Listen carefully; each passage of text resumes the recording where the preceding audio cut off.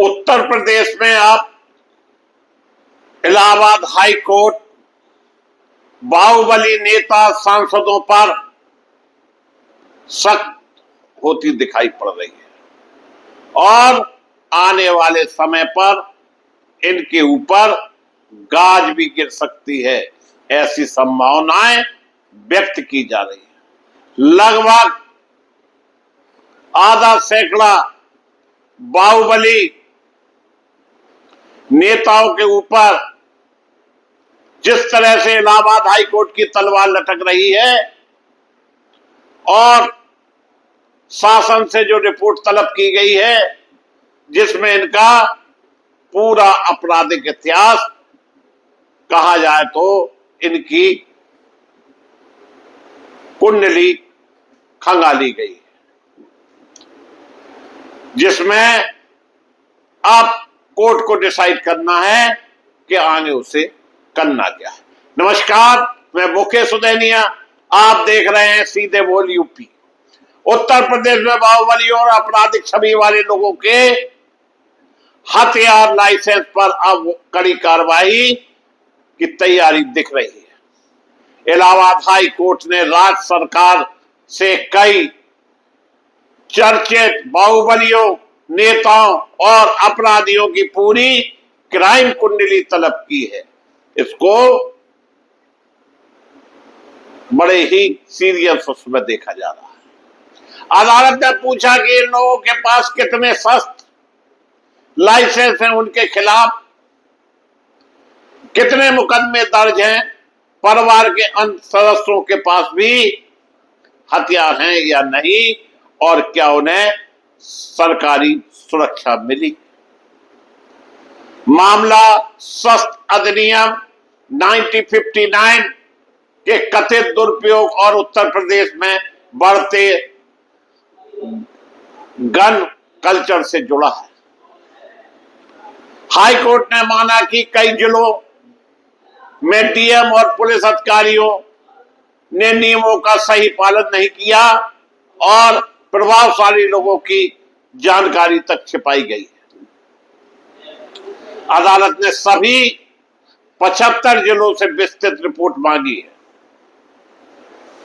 जिन प्रमुख नामों को कोर्ट ने जानकारी मांगी है, उसमें ब्रिजभूषण शरण सिंह, राजा भैया,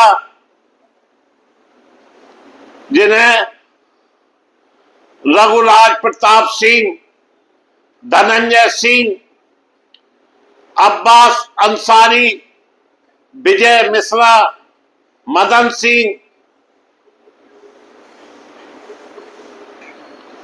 हाजी याकूब कुरैशी, रंजन तिवारी, खान मुबारक, विनोद उपाध्याय, पप्पू भोकाली, उपेंद्र सिंह, गुड्डू, सुजीत सिंह,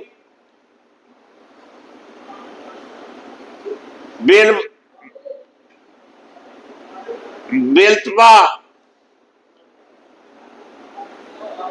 सुशील सिंह, विनीत सिंह, अजय मरहत, इंद्रदेव सिंह, बादशाह सिंह, संग्राम सिंह, सुल्लू सिंह, चुलबुल सिंह, सनी सिंह, चुन्नू सिंह और डॉक्टर उदयभान सिंह जैसे कई नाम शामिल। कोर्ट ने कहा कि जिन लोगों पर कई आपराधिक मुकदमे हैं, उनके हथियार लाइसेंस की दोबारा जांच होनी चाहिए। अदालत ने यह भी पूछा है कि क्या ऐसे लोगों को सुरक्षा देने में नियमों का पालन हुआ या नहीं। जरूरत पड़ने पर लाइसेंस रद्द करने, सुरक्षा की समीक्षा करने और कानूनी कार्रवाई के संकेत भी दिए गए।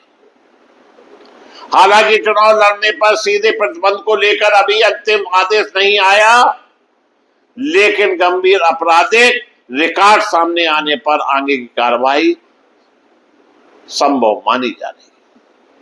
हाई कोर्ट ने अपने आदेश में यह भी कहा कि सार्वजनिक जगहों पर हथियार का प्रदर्शन समाज में डर और असुरक्षा पैदा करता है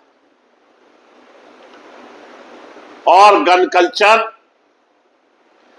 जिन पर 2 या उससे अधिक आपराधिक मुकदमे दर्ज हैं, करीब 20,000 परिवार के पास एक से अधिक हथियार लाइसेंस भी पाए गए।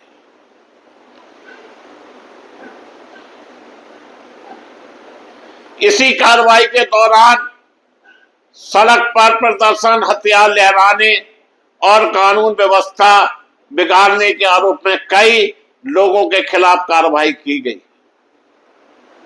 प्रशासन ने कहा कि ऐसे मामलों में सख्ती बरती जाए और राजनीतिक दबाव में किसी को राहत न दी जाए। अगली सुनवाई 26 मई को प्रस्तावित बताई गई है। यानी कि जो समस्याएं समाज में हैं और जो बाहुबली नेता हैं, इनका दबदबा हर क्षेत्र में, और इन्हें विभिन्न विभिन्न नामों से लोग संबोधित भी करते हैं। उसमें से 19 ऐसे नाम हैं जिन पर दर्जनों मुकदमे, अपराध, मर्डर, गैंगस्टर जैसे दर्ज हैं।